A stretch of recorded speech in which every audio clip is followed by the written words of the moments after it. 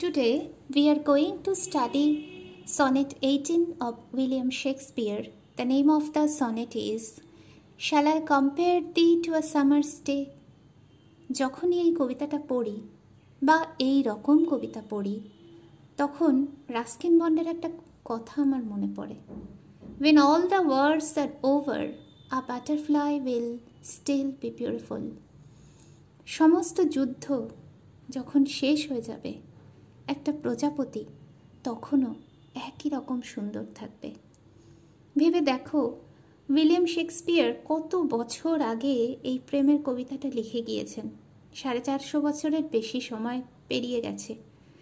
এই 450 বছরে the world has witnessed so many death and destruction, so many bloody wars, epidemic, pandemic. পৃথিবী গভীরতর অসুখের দীর্ঘ টানেল পেরিয়ে এসেছে। তাহলেও এই সবের পরেও after all the dark tunnels, the poem is still as beautiful as it was when first composed and when the readers first fell in love with it.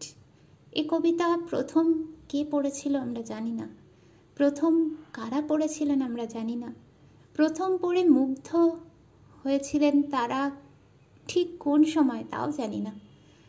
কিন্তু সেই যে মুগ্ধতা, সে মুগ্ধতা ওই প্রজাপতির মতোই আমাদের মনে একই রকমভাবে জ্যান্ত হয়ে আছে আজও, এই 450 বছর পেরিয়ে এসেও।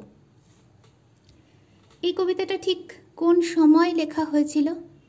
দেখো, সবাই লক্ষ্য করেছে যে সনেট 18 একটা সংখ্যা দেওয়া আছে, 18 নম্বর সনেট। তার মানে এর আগে আরও 17টা সনেট আছে, এর পরেও আছে। শেক্সপিয়ার 154টা সনেট 154 সনেট কম্পোজ করেছিলেন এবং অনুমান করা হয় যে এই সনেটগুলো কম্পোজড হয়েছিল, রিভাইজড হয়েছিল বিটুইন দ্য পিরিয়ড 1590 to 1605। এই সময়টাকে ইংল্যান্ডের ইতিহাসের এলিজাবেথান পিরিয়ড বলা হয়ে থাকে। এখন এই যে সনেটগুলো, এর কতগুলো থিম্যাটিক ভাগ আছে। প্রথম যে 127টা sonnet, they seem to be addressed to a young man, a fair youth. Our sonnet, Sonnet 18, falls in this category. Who is this young man? এই ইয়াং ম্যান কে?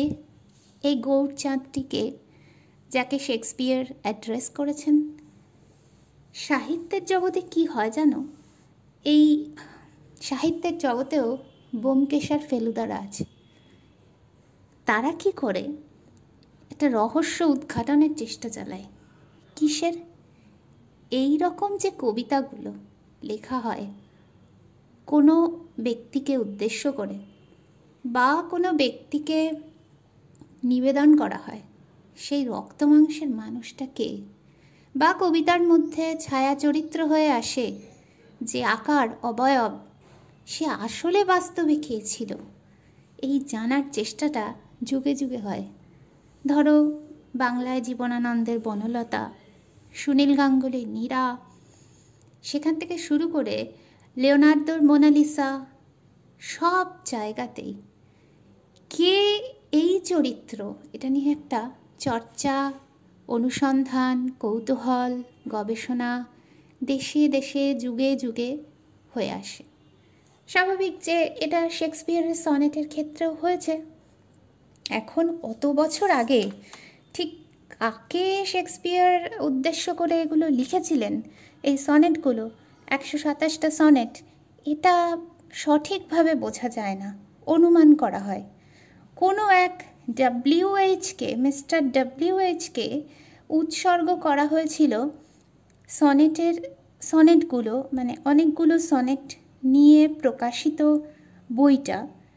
এবার সেই উৎসর্গটাও ঠিক শেক্সপিয়ার লিখেছিলেন নাকি পাবলিশার নিজেই অ্যাড করেছিলেন, এটাও একটা তর্কের বিষয় হয়ে রয়েছে।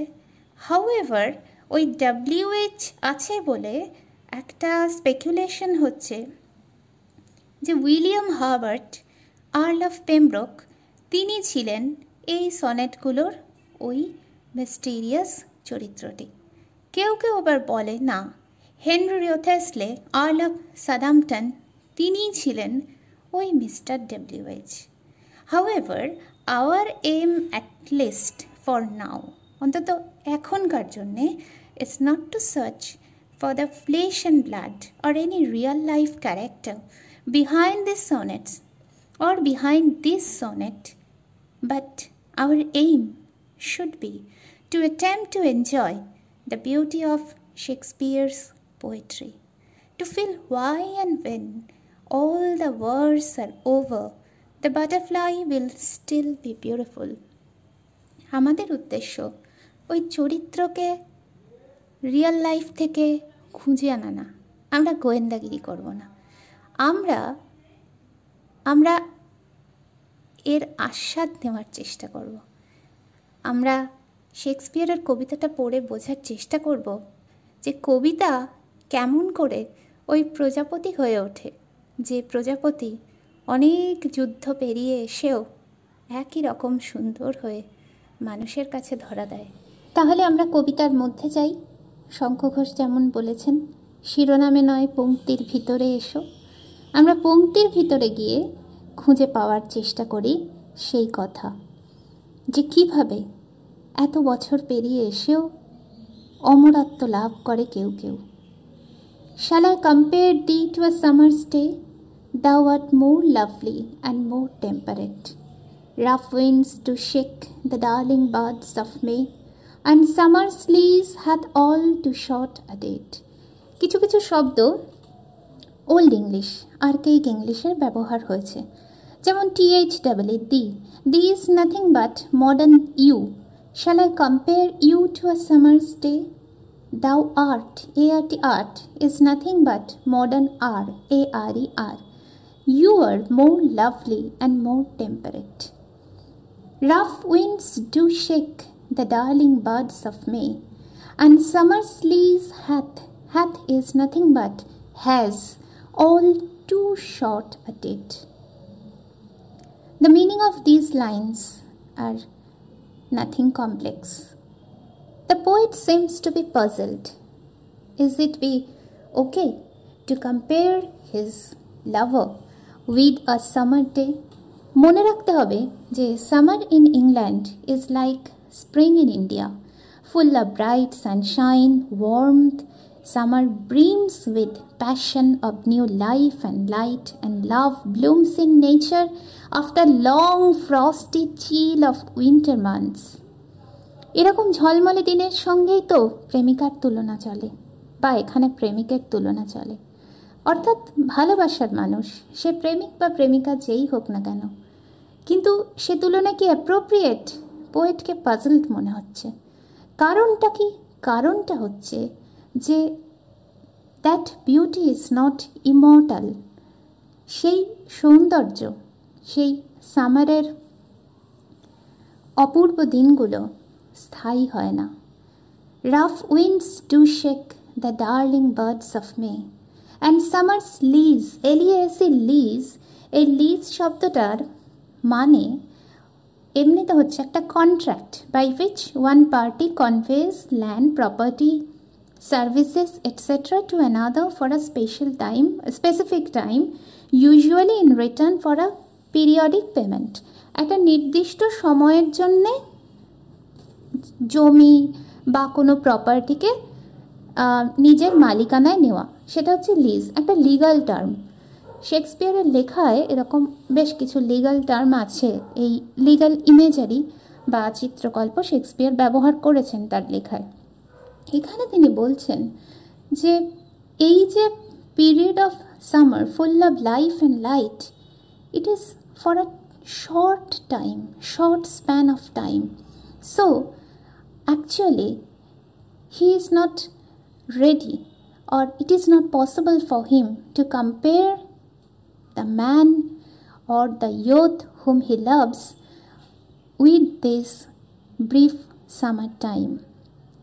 Then he says, sometime too hot the eye of heaven shines. What is the eye of heaven? Eye of heaven is nothing but sun. এবং এটা একটা এক্সাম্পল অফ পেরিফ্রেসিস। PERIPHRASIS, পেরিফ্রেসিস এক ধরনের ইডিয়াম বা ফিগার অফ স্পিচ বা অলঙ্কার। এই অলঙ্কারটা দিয়ে বা এই ফিগার অফ স্পিচটা দিয়ে কি করা হয়, একটা সহজ কথাকে আলংকারিকভাবে রাউন্ড অ্যাবাউট ওয়েতে এক্সপ্রেস করা হয়। And often is his gold complexion dimmed, এমনকি এই যে ঝলমলে সূর্য, তার সৌন্দর্য চিরস্থায়ী নয়।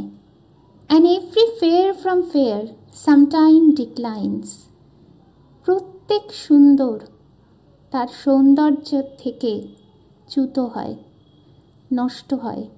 By chance or nature's changing course untrimmed, either by a natural or by an accidental incident. কখনো কখনো অ্যাক্সিডেন্টালি তার সৌন্দর্য নষ্ট হতে পারে, অথবা by nature's changing course untrimmed. Changing course মানে the course of decaying and dying, এটা তো নেচারের রুল। সেই রুল অনুযায়ী, সেই রুলটা যদি আনট্রিম থাকে, এমনিতে আনট্রিম মানে যেটাকে ট্রিম করা হয়নি বা যাকে কাটছাট করা হয়নি। তো এখানে নেচার্স চেঞ্জিং কোর্স আনট্রিমড মানে যে নেচারের রুলটা আনডিস্টার্বড, তাকে কেউ ডিস্টার্ব করছে না। যেমন এখন বিজ্ঞানীরা আবিষ্কার করার চেষ্টা করছেন এমন ওষুধ যা মানুষকে আরও অনেক দিন পর্যন্ত যৌবন দেবে। সেখানে এই নেচারের কোর্সটা উইল বি ট্রিমড, কিন্তু যদি নেচার চেঞ্জিং কোর্সটা আনট্রিম থাকে তাহলে কোনো ফেয়ারই চিরকাল ফেয়ার থাকে না। এই অবধি যে কথাগুলো শেক্সপিয়ার বললেন সেগুলো হচ্ছে description of natural law statement. এবার যে স্টেটমেন্টটা তিনি দেবেন সেটা এখান থেকে একটা অন্য দিকে টার্ন নিচ্ছে, অন্য দিকে ঘুরে যাচ্ছে। সেটা কি? সেটা হচ্ছে in the two previous stanzas we find the lover in an overwhelmed state, confused, bewildered, searching for a suitable comparison to the beauty of his darling. Here that puzzled voice in the third stanza grows strong, gradually stronger, asserting his strength, throwing challenge to the eternal law of death and decay. এই third স্টানজায় এসে আমরা একটা বিদ্রোহের আভাস পাচ্ছি, এবং শুরুই হচ্ছে স্টানজাটা বাট দিয়ে। বাট কখন আসে? যখন যা ঘটছিল, যা স্বাভাবিকভাবে ঘটা উচিত ছিল তার থেকে ডিফারেন্ট কিছু হতে যায় বা হয়। But thy eternal summer, thy means your, Y O U R, your eternal summer shall not fade, তোমার চির গ্রীষ্ম, আমরা বাংলায় হলে বলতাম চির বসন্ত, কখনো ফেড হবে না। nor lose possession of that fair thou owest, যে সুন্দর তুমি অর্জন করেছ তা তুমি কখনো হারাবে না। nor shall death brag thou wanderest in his shed, B R A G brag means boast, গর্ব করা। মৃত্যু কখনো তোমাকে তার শীতল ছায়ায় নিয়ে গেছে বলে গর্ব করতে পারবে না। when in eternal lines to time thou growest, যখন তুমি এই চিরকালীন কথাগুলোর মধ্যে নতুন করে বেঁচে উঠবে। এই জায়গায় এসে আমরা এই সনেটের মধ্যে একটা আবেদন পাই যা অন্যান্য সনেটিয়ারদের থেকে শেক্সপিয়ারের সনেটগুলোকে অনেকখানি স্বতন্ত্র করে দেয়। সেটা কি? সেটা হচ্ছে শেক্সপিয়ার তার ভালোবাসার মানুষটির অ্যাডোরেশন দিয়ে সনেটটা শুরু করেছিলেন। সনেটটা যেখানে শেষ হলো সেখানে সনেটটা পার্সোনাল ফিলিং থেকে একটা ইউনিভার্সাল ফিলিংয়ের জায়গায় আমাদের মনের উত্তরণ ঘটালো। কিভাবে? এই যে অ্যাসারশনটা, এই যে স্টেটমেন্টটা, when in eternal lines to time thou growest, it actually asserts a challenge. It throws a challenge to the decay and death which time brings, which nature's laws bring.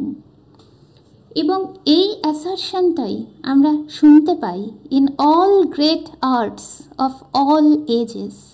It may be in the stone cave art of Altamira or in our Bhimbetka.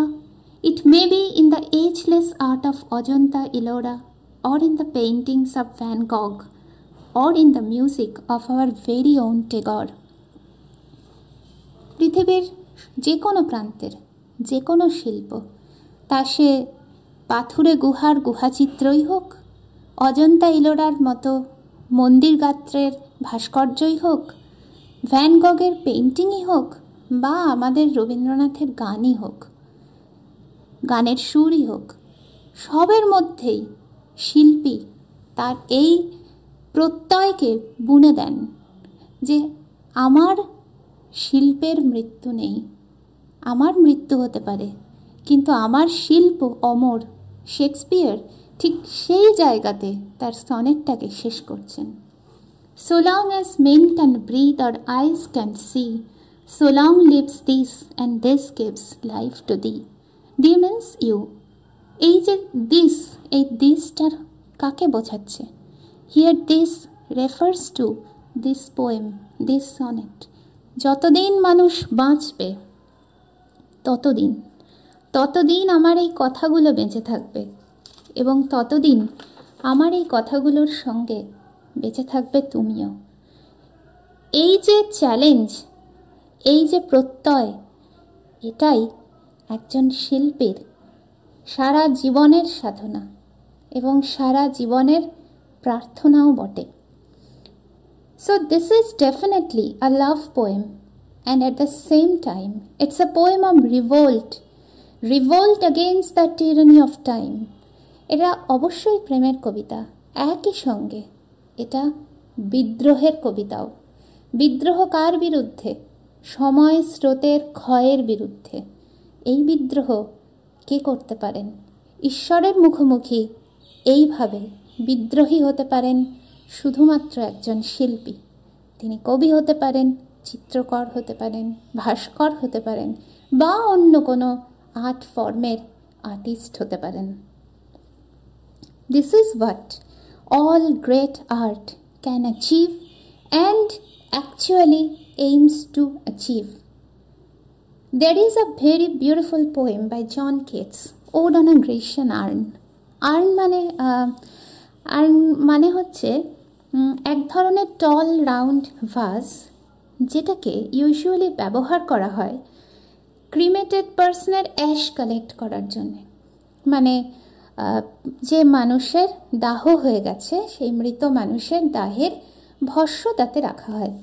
তো Kitts একবার একটা গ্রেসিয়ান earn মানে Greek art ফর্মের earn নিয়ে কবিতা লিখেছিলেন। কিটসের অনেকগুলো বিখ্যাত ode আছে, তার মধ্যে এই কবিতাটা একটা কবিতা, যেখানে তিনি ওই যে গ্রেসিয়ান আর্নটা তার গায়ে আঁকা ছবিগুলো দেখতে দেখতে তার বর্ণনায় তুলে এনেছিলেন। সেখানে কতগুলো লাইন আছে এরকম: bold lover, never canst thou kiss, though winning near the goal yet, do not grieve. She cannot fade, though thou hast not thy place. Forever wilt thou love and she be fair. ওখানে একটা দিকে আর্নের একটা দিকে ছবি আঁকা ছিল, একটি ছেলে বাঁশি বাজাচ্ছে এবং তার প্রেমিকা তার খুব কাছে রয়েছে। তো কিটস বলছেন যে তোমার ওই চুম্বন চিরকাল অসম্পূর্ণ থেকে যাবে, কোনোদিন তা পরিপূর্ণ হবে না, কারণ তুমি কোনোদিনই ওই চুম্বনকে সম্পূর্ণ করতে পারবে না। খুব গোলের খুব কাছাকাছি তুমি পৌঁছেছিলে, কিন্তু সেখানেই তোমাকে থামতে হয়েছিল। এর জন্যে তুমি দুঃখ করো না। Do not grieve, GRIEVE, grieve means do not mourn বা do not feel sorrow. She cannot fade. এই যে তোমার প্রেমিকা, এই যে মেয়েটি, এ কোনোদিন মলিন হবে না। দো দাউ হ্যাস্ট নট দাই ব্লিস, যদিও হয়তো তুমি সেই ব্লিসটাও উপলব্ধি করতে পারবে না। কোন ব্লিসটা? যেটা মর্টাল মানুষ পায়, রক্ত মাংসের চুম্বন, সেটাও তুমি পাবে না কখনো। ফর এভার উইল দাউ লাভ, কিন্তু তুমি চিরকাল এইভাবে ভালোবাসতেই থাকবে। অ্যান্ড শি বি ফেয়ার, সেও চিরকাল এমনই সুন্দর থাকবে। তার কারণ তোমরা শিল্পীর কল্পনায় শিল্প হয়ে উঠেছ। তোমরা রক্ত মাংসের আর নেই, কিন্তু একই সঙ্গে তোমরা অমরত্ব লাভ করেছ। এইটাই এই শেক্সপিয়ারের সনেটেরও বিষয়বস্তু। শেক্সপিয়ারও আজ নেই, যাকে নিয়ে তিনি এই বা যার উদ্দেশ্যে এই সনেট লেখা সেও নেই। রয়ে গেছে ওই অনুভবটুকু আতরের মতো, রয়ে গেছে সেই সুন্দরটুকু যা প্রজাপতির মতো, এবং রয়ে গেছে এই কবিতাটা যেটা 450 বছর পরে পড়ার সময় আমাদের ওই কথাটা মনে হয় যেটা দিয়ে পড়ানো শুরু করেছিলাম, রাস্কিন বন্ডের কথাটা, when all the wars are over a butterfly will still be beautiful. So long as men can breathe or eyes can see, so long lives this and this gives life to thee. আমাদের কবিতার এই দুটি লাইনের অসম্ভব সুন্দর অনুরণনেই শেষ করা উচিত ছিল। হাউএভার আমরা আর একটু আলোচনা করে এখানে শেষ করব এই জন্যে যে কবিতার সবটুকু কখনো বোঝানো যায় না। কিছুটা পাঠক নিজের মতো করে বুঝে নেয়, যখন বুঝে নেয় তখনই সে কবিতা তার আপন হয়। একটা মানুষকে যেমন সবটুকু কেউ বুঝিয়ে দিতে পারে না, তেমনি একটা কবিতাকেও কেউ সবটুকু বুঝিয়ে দিতে পারে না। এমনকি একই বয়সের বোঝা আরেক বয়সে গিয়েও বদলে যায়, পাল্টে যায়। দেখার চোখ, অনুভবের মন যেমন যেমন তৈরি হয়, তেমন তেমন তার উপরে আমাদের পড়া গল্প, কবিতা বা আমাদের দেখা শিল্পের ছায়া পড়ে। মন সেই ছায়াকে নিজের মতো করে গড়ে নেয়, তখন সে নিজের হয়। তো আলোচনাটা শেষ করার আগে সনেট নিয়ে 2-4 কথা বলবো। যেহেতু কবিতাটা সনেট ফর্মে লেখা হয়েছে, সনেট শব্দটা অনেকবার ব্যবহার করা হয়েছে। সনেট হচ্ছে একটা specific type of poetic form. এই সনেট 14th সেঞ্চুরিতে ইটালিতে খুব জনপ্রিয় হয়।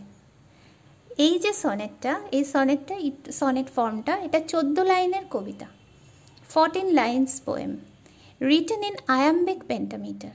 আয়াম্বিক পেন্টামিটার ব্যাপারটা কি, এখন যদি আমি মুখে মুখে বলি বুঝতে খুব অসুবিধে হবে।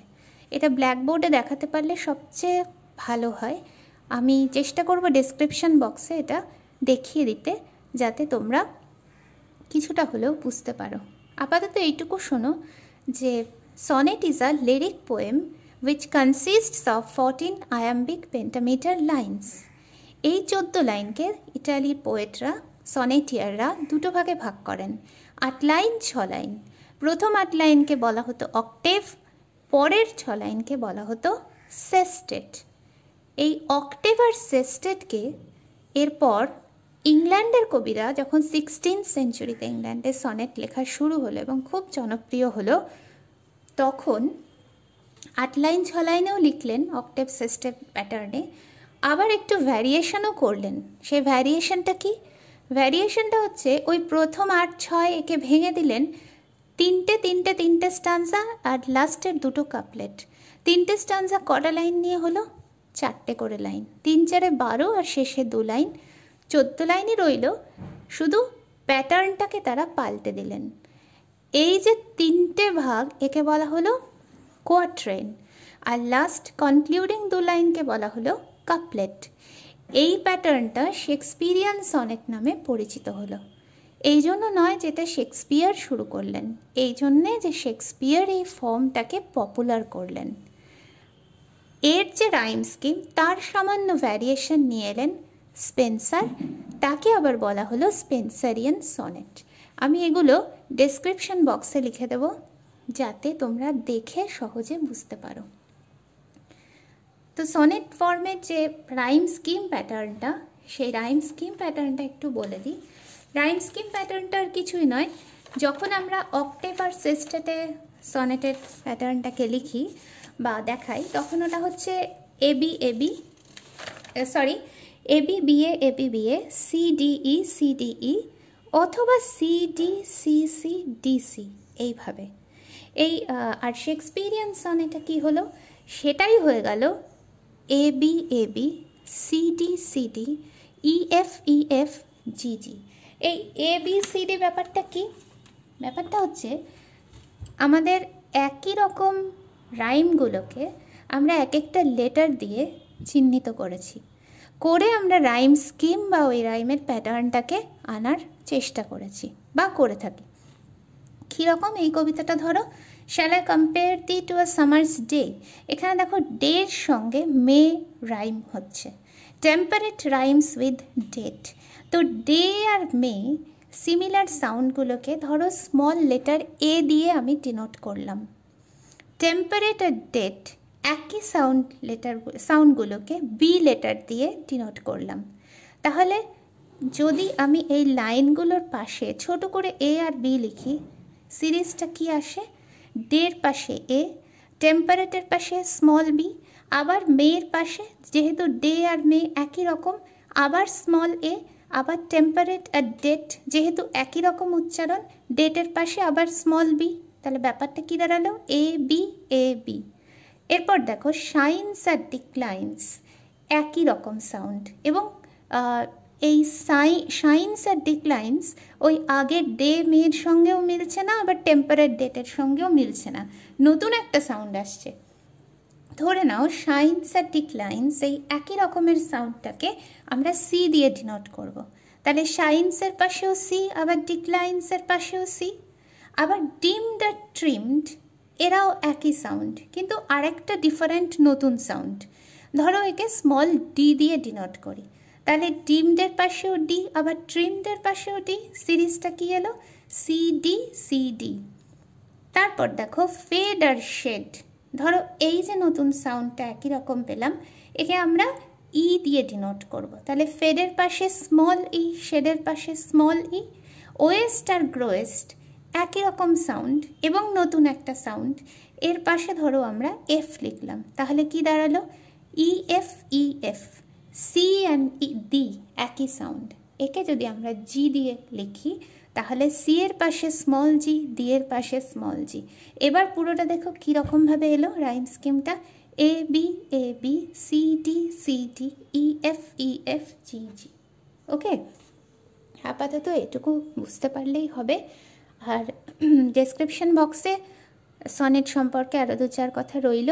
তোমরা বাংলাতেও সনেট পড়েছো, তোমরা জানো যে বাংলা সনেট আমাদের মধুকবি মাইকেল মধুসূদন দত্ত প্রথম নিয়ে এলেন, প্রবর্তন করলেন, চতুর্দশপদী কবিতা বলে বিখ্যাত করলেন তাকে।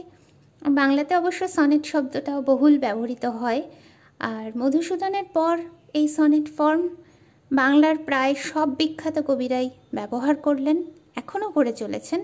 সে কথাও ডেসক্রিপশন বক্সে ছোট করে পরিচিতিতে, সনেটের পরিচিতিতে দিয়ে দেওয়া হচ্ছে, তোমরা একটু দেখে নিও। সব কিছুর পরে আমরা কি মনে রাখবো? আমাদের মনে আজ কি থেকে যাবে? আমাদের মনে যে কথা থেকে যাবে সে হচ্ছে একজন কবির প্রার্থনা। সেই প্রার্থনা বিদ্রোহের আকারে প্রকাশ পেয়েছে বটে, তবে সে চিরকালের সব শিল্পীর কাঙালপনা ওইটুকুর, so long as men can breathe or eyes can see, so long lives this and this gives life to thee। কবিতাটা শুরু হয়েছিল এক প্রেমিকের bewildered এবং puzzled মোমেন্টে। সে বুঝে পাচ্ছিল না তার ভালোবাসার মানুষকে সে কিসের সঙ্গে তুলনা করবে, কেমন করে বোঝাবে। কবিতা যেখানে শেষ হলো, সেখানে সে শেষ পর্যন্ত খুঁজে পেয়েছে তার ভাষা, সেই ভাষা তার শব্দ। তার অক্ষর, সেই অক্ষরের মধ্যে সে অমরত্বের দাবি জানিয়েছে। তো এই কবিতা শুরুতে রাস্কিন বন্ডের কথা বলেছিলাম। এই কবিতা আমাকে আরও একজনের কথা মনে করায়। তিনি অবশ্য লেখক নন, হ্যাঁ লেখক তো বটেই, কিন্তু তিনি নিজেকে বলেন নাগরিক কবিয়াল। তিনি আমাদের কবির সুমন।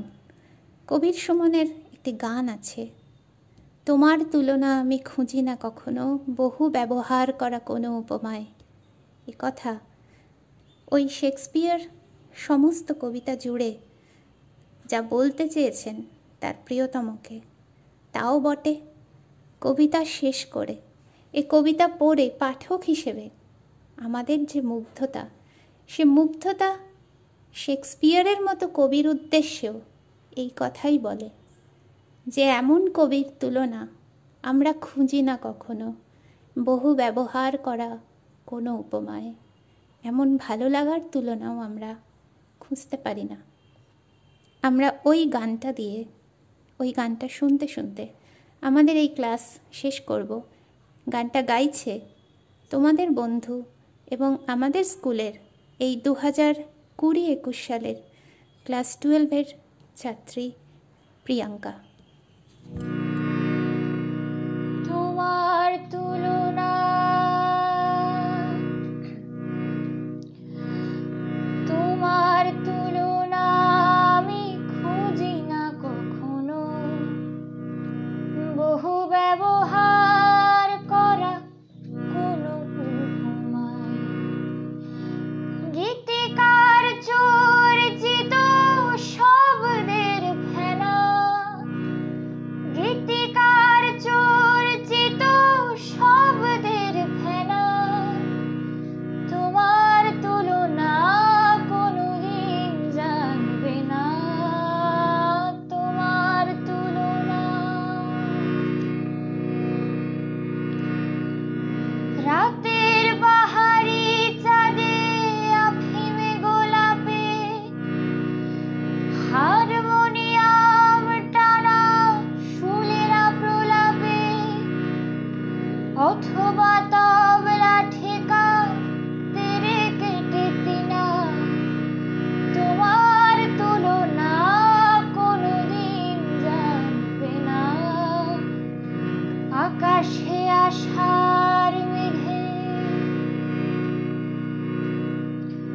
আকাশে আশার মেঘে বৃষ্টির তোরে, মিয়া মল্লার রাগে সেতারের জোরে, শিল্পী যিনি হন চেনা বা অচেনা, শিল্পী যিনি হন চেনা বা অচেনা, তোমার তুলনা কোনোদিন জানবে না, তোমার তুলনা।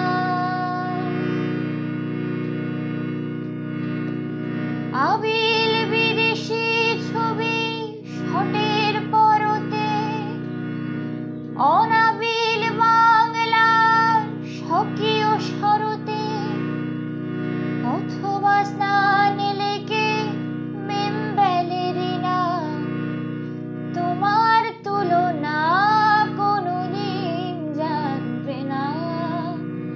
সোনাটা খেয়ালে, সোনাটা খেয়ালের রবি ঠাকুরের গানে, বড় বড় শিল্পী রং তুলি টানে, মুজে